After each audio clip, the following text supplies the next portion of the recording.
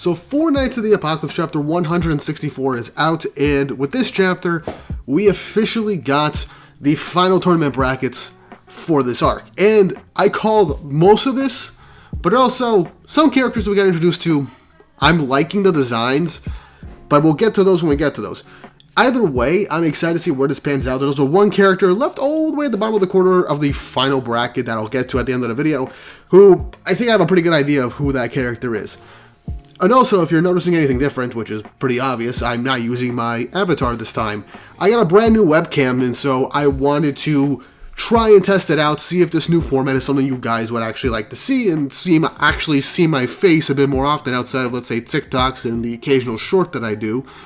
And if this also makes it a bit easier to edit the videos in the future.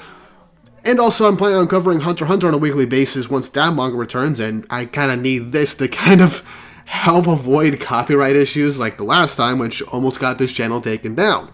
So, yeah, let me know if you guys like this format for at least the Four Knights chapter reviews, and maybe Fairy Tail chapter reviews. I'll give that a shot also, see how that part of the subscriber base ends up enjoying that also.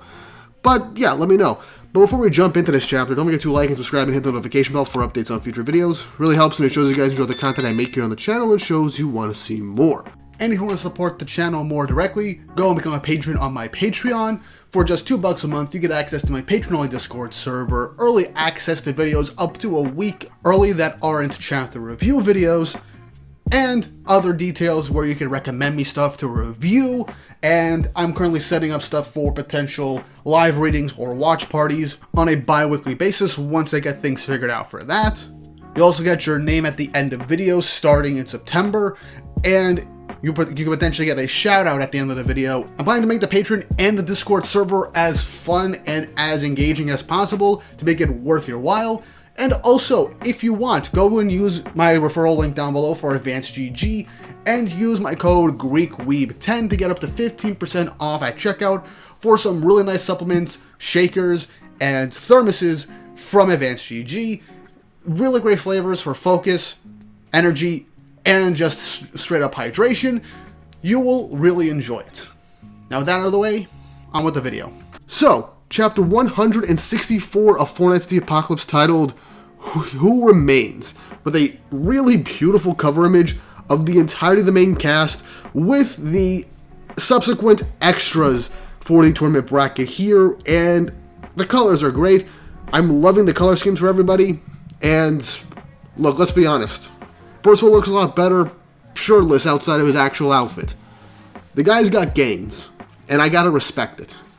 But moving on to the actual chapter, with Isolde, An, and Xion meeting up once more, with Isolde essentially seeing that An is entering this tournament as well. And when An goes up to say hello, she ends up asking what's going on with Tristan. But then, out of nowhere, they notice Tristan stroll up. As he states, "Your imposters imposing to be my friends." As Tristan goes up, once again, with the false name. So Tristan ends up saying, "Sorry to say, but if we've met here, that means I have to defeat you all for the sake of Isolde, my beloved," which obviously the real Isolde is getting teary-eyed over, with An defending her, saying, "How can you say that? Open your damn eyes." But they end up saying, "Leave it be for now," because something's definitely up with him. As Xion, out of all characters, ends up stepping up to try and perhaps snap Tristan out of it, and Tristan is wondering what's going on. Xion goes up and says, "Prince Tristan, remember the scar over my left eye. I'm afraid it might awaken some trauma inside of you. But if it'll bring back your memories, I don't care. I don't care how much abuse you hurl towards me, so see when we are still young." But Xion gets cut off from entering a potential flashback. Tristan lunges at him to try and knock him out immediately. But An ends up saving him at the very last second, and so Tristan, in a beeline, ends up heading towards Isolde as she doesn't dodge and just prepares to be hit. But Tristan just stops mid-flight and just lands back down. As he's wondering why did he stop, he knows that this is someone as an imposter posing as Isolde. So obviously, he is still thinking that deep down he knows about his actual friends, but something is up with his head. Probably have to do with that fake, Isolde or whatever, because apparently in Arthurian legend there are 2 Isoldes, so seems like Nakaba's going with that direction for this potential storyline, with Tristan having kind of messed up memories for all we know and care. But I'm curious to see where this ends up leading out. Either way, as the chapter continues, as Tristan's downing himself, a big gust of wind shows up, basically shocking everybody, as a giant tornado is literally appearing in the middle of the battlefield, just scattering all the random participants all over the place. And so everybody's wondering what's going on, and Tristan ends up turning away from Isolde and leaves, saying, so I don't need to take action after all. This will be the last time we meet, I think, as he flies off. So, obviously, again, he definitely still has his goddess powers, but at the same time, I'm wondering if he knows he also has demon powers as well. Once again, the mental changing of Tristan is something that I am honestly kind of curious to see how this happened. Like I said, probably from the actual imposter from the previous chapter. But as Tristan's flying off, we end up checking up with everyone just being blown away by the tornado, as Xion ends up summoning golems, huge golems mind you, to essentially protect him on Isolde from being sucked up into that giant tornado and basically getting disqualified. Now, before I move on, let me just mention something. When Tristan was mentioning his left eye, something did occur to me. We've never seen Tristan's left eye throughout the entirety before the time skip. So, this might have to allude to the second time Xion was abducted by Vivian. Maybe this is the lead up to it, because what we do know is the only time I think we've seen Xion with 2 showing both of his eyes was during that bonus chapter flashback where he was abducted as a child. So, yeah, trauma. There's going to be a lot with this, since Xion is going through the initiative to do this.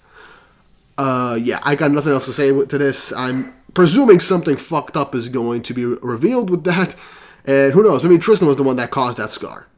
So, yeah, pretty important piece of information that I didn't realize until looking back. So, yeah, that is something very interesting that I'm curious to see what's going to happen when it comes to that eventual reveal. Either way, Xion, so far, not being a pretentious prick. So, oh god, he's not being a prick. It's going to be very hard to hate him post-time skip. Please, Nakaba. For me and for everyone else. Make him an insufferable prick so I can just shit on him for the rest of the series. Don't make him likable. Please? Anyway, moving on to the chapter. Nazians and Percival are noticing the giant tornado, as Percival definitely recognizes this magic for who is casting it. As we then see one of these participants, who I don't know their hair color, but ends up having this very identifiable streak in their hair. Now, a lot of people in the subreddit for 7 Deadly Sins and 4 Nights, this is literally like a reference to Urame from Jujutsu Kaisen, now that that manga ended. That's actually kind of funny. And I'm like, oh, they died. They're reincarnated into an entirely different manga, an entirely different magazine. I mean, it's literally just the hair color, or at least the hairstyle to an extent, but it's a funny meme if we really get into it. But moving on to the tornado, we actually get to see Donnie notice it, and him not noticing that it's probably his Uncle Hauser just uses his telekinesis to just pelt it with a barrage of rocks. But as he pelts it to no avail, we hear a lot of laughing.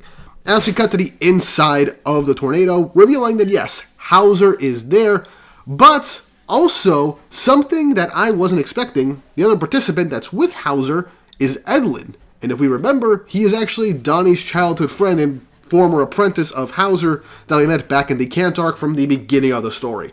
So I am very glad that we are not getting that he was just tossed out of the story just to be there for background decoration. He seems to be actually participating to a small extent in the plot, so that's very interesting.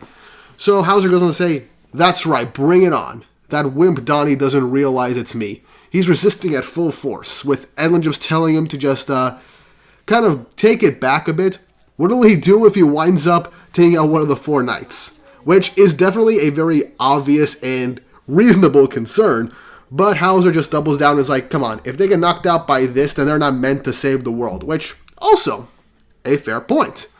It just tells Edlin just not to be too close to the tornado and stay closer to the center because he doesn't want to get thrown out of the tournament. But just then, a shadow from within this gust of wind ends up appearing, and it is the person that we saw a page earlier sneaking up behind Edlin, stabbing him in the back seemingly as he collapses to the ground, with this character seemingly disappearing, with Hauser just disengaging his tornado to check on Edlin. And we see Edlin's spirit hovering above him. And he's wondering, wait, am I dead? With this new character waving at Edlin's spirit seemingly going to the afterlife. So, many questions. But before that, Percival shows up to help Hauser and Edlin. He just goes on and taps Edlin's forehead, and his spirit just gets dragged back into his body. Basically bringing Edlin back to life.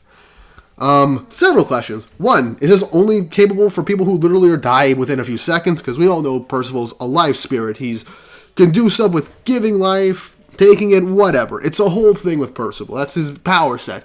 I'm curious to see what limits we'll see with him so far, because otherwise if we can just revive people just like that, then that's going to be a lot of removing stakes. But hopefully it's just for people who literally just end up dying before their spirits can pass on. I kind of hope that's the case, because otherwise he's literally a living Dragon Ball Deus Ex Machina, free revival wish. But yeah, that is something. Also, this character that killed Edlin, seemingly, kind of saw his spirit waving goodbye. They might know something about just spirits in general. Maybe is a conjurer or a spirit controller, similar to Chion and Ironside, but maybe much closer and can actually see people's souls. That'd be an interesting way to go about this and make this new character a bit of a threat. But back to the chapter, Percival ends up blocking this hit as this character tries to sneak attack Percival. Percival just blocks it effortlessly with his energy sword, but as they continue to parry and Percival knocks his character back, they seemingly get excited and are wondering who this person is, stating that he's not bad, obviously referring to Percival. So this is definitely an interesting character that perhaps might be Percival's opponent, at least first opponent, for this whole tournament. But moving on with the chapter, as Percival is confronting this new character, Gawain is causing explosions as she does, with Percival looking over and getting distracted, with this character just disappearing. This brand new character just up and disappearing once Percival looks away, perhaps wanting to wait to face him for a later period. Cutting back to Gawain just utterly eviscerating a bunch of fodder characters with a boatload of explosions, she just keeps going and just having a fun time. But somebody ends up just surviving, just kind of does this motion, kind of being like, come on, as Gawain smiles and starts chanting a spell to unleash another barrage of attacks. But in the next page, another attack cancels out the attack Gawain goes for, which is an Exterminate Maximum Ray, which is literally like a giant energy blast that Gawain not manages to just block and survive, but it seemingly cancels out her own spell. Now, obviously, this isn't Gawain going all out. She's just having fun, taking out a bunch of nobodies. At least what she assumes to be a nobody in this instance. And this does shock Gawain. As in the next page, we get another brand new character introduced for this tournament, waving his fingers, being like, not yet, or aha. Now, if you noticed, this character looks a lot like Garl from One Punch Man, which is a really, really cool reference if that's the case. Here's the thing. I would expect a reference like this maybe from Hiro Mashima, because I know him and Yusuke Murata, the artist for the One Punch Man manga adaptation, are pretty close friends. They go on Twitter lives together, they comment on each other's posts and stuff like that. They're pretty good friends. I don't know if Nakaba and Yusuke Murata are friends, to my knowledge. Either way, this is a really cool reference if that is the case, because I love Garo, I love his story in One Punch Man, so seeing a blatant reference like this with a pretty damn cool gladiator / wandering bandit knight vibe is really, really cool. And seemingly, with this instance seemingly to be Gawain's potential matchup for the tournament, is insanity. And seeing as this guy has a sword, and he seems to use spells similar to Gawain, I'm looking forward. This is probably going to be a big matchup. But after this dissipates, another participant just says, this is that this is absurd. As see them fates, with the announcement stating to stop the fights, as in the final page of the chapter, we have every single one of our participants for the final 16 of the tournament. As we see Percival, Xion, the character that we've seen previously, Naziennes, Gawain, Donnie, Gawain, On, Diordra, this mysterious Garo character, one of, I believe, the attendants to Diordra, two of them actually, Hauser, Tristan, a hooded character, which I think is Edlund, and lastly, a character in a scarecrow type mask. Those are our final 16. Now, obviously, our main character's going to make it, and I also called that Hauser would be in here. But I did not think of Edlund showing up for this. But here's the thing. The character all the way at the bottom with the scarecrow mask, I'm calling it now. It's Gowther. The shirt looks very similar, and only Gowther would come up with some stupid disguise like that to just blend in. The stature from this one image and the fact that Nakba added this guy in all the way in the corner definitely wants to do it as some sort of surprise for the audience. And like I said in the previous review, in the bonus chapters for Volume 18, it was stated that Hauser was planning to go to this Gladiator tournament to basically figure out what's going on with Camelot and see what's going on there. Infiltration mission. Now, I was hoping that Gila would show up, but then again, you can't exactly leave Leonis without some of its strongest knights. You'd argue Gil Thunder, but what has he accomplished since the first arc of Seven Deadly Sins? That's right, nothing. God, I really hope he gets a moment. Everybody's gotten some sort of moment from the previous cast that was relatively important, except for Gil Thunder. I mean, I'm not even getting into it.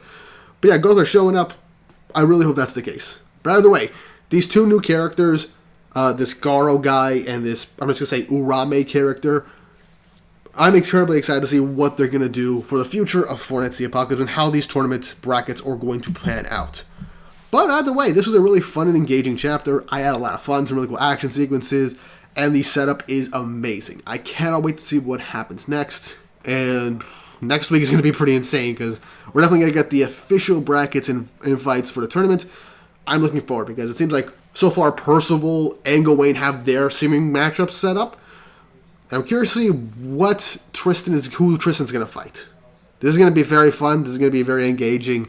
And I really hope that with this tournament being more of a traditional tournament arc, seemingly now with a Final 16, I really hope that Nakba makes this a great tournament arc that we could look back on and see as probably one of the best. Because I like the Vital Festival arcs, they were fun, but I wouldn't exactly call them some of the best tournament arcs ever. They had some fun fights and moments, but nothing too noteworthy for me, at least. But that's all I got to say for this week's chapter of Fortnite the Apocalypse.